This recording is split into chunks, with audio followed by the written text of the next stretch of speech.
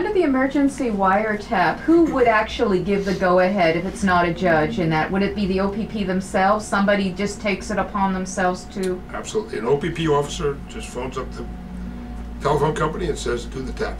And to this day, do you know, have you found out the who actually made that call? Made that call to do the wiretap?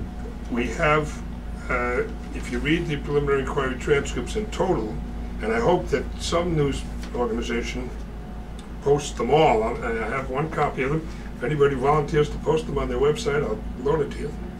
But you'll see there's some indication of some of the officers involved.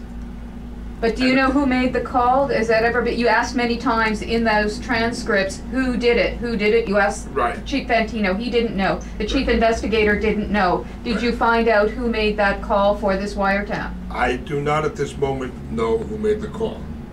So you're alleging this is an illegal wiretap? I'm alleging that it's an illegal wiretap that, from what we know, it seems inconceivable that the provisions of Section 184.4 were complied with. Now, there is sort of a hint. There's a hint that they say that there was some confidential informant who gave them some information right then. But read Chief Fantino's cross-examination on this too. He says he learned a lot from the media and also from other information. Well, the media accounts were consistent. Shawn Brant is always Shawn Brant, and he said the same thing weeks before the event as he said on June 29. They may have some crazy informant, you know, and one of the problems is you can't go behind informants. But maybe there was some lunatic who phoned them up and said they're going to shoot cops or something like that. But anything like that has to be evaluated. And Mr. Brant was very well known, and you'll find in the evidence at the preliminary inquiry, not Chief Fantino's evidence, but the Detective Weiss's evidence, that he is known as somebody who tells the truth by the OPP. What do you make of the fact that neither of them say they knew that this was even going ahead, that the chief investigating officer didn't even know what the contents of the wiretap were? What do you have to say that they just didn't know about it? Well, he says he didn't know about it ahead of time, but it's acknowledged that some OPP people did know about it. So, yeah, that again undermines their credibility in doing it, in my opinion. The chief investigator, Detective Weiss, who says he was the officer in charge of the investigation, didn't check the contents of it. What was obtained by the wiretap, he says. But I might have been thinking, well, if there's anything really interesting, the people listening to the tap will tell them. I don't know what.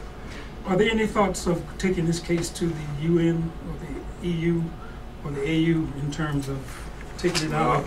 I think the responsibility is Dalton McGinty's in the first instance, and let's see what he does with it. Why do you think it's important that they find out, or do you think it's important that they find out who did make that call? It's not necessarily important which officer. I mean, we should learn as much as we can about the situation, but Fantino didn't disavow it in any way and refused even to investigate it.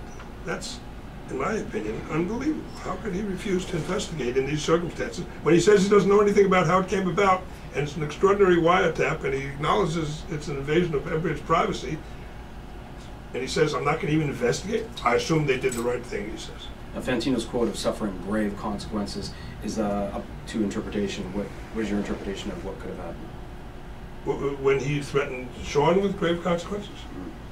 Death.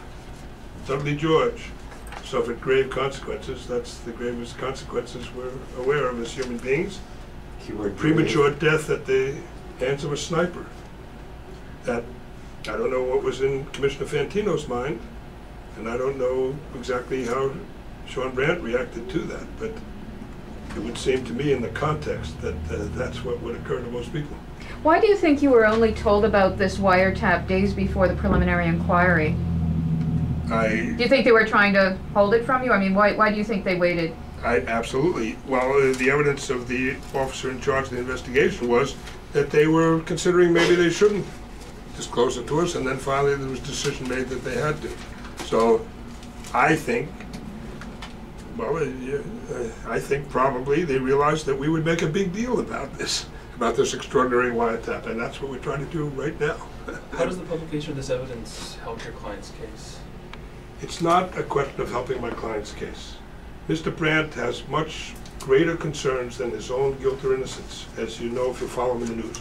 This is a question of helping First Nations people in Ontario to be treated with respect, to have the Ipwash inquiry guidelines followed, and so on. This aspect of it is not for Mr. Brant. This is for the people of Ontario generally, I would hope, who are concerned about justice in this province, and in particular for First Nations people. But does it not sort of give the impression that the OPP was out to get him and could possibly affect a jury in the future?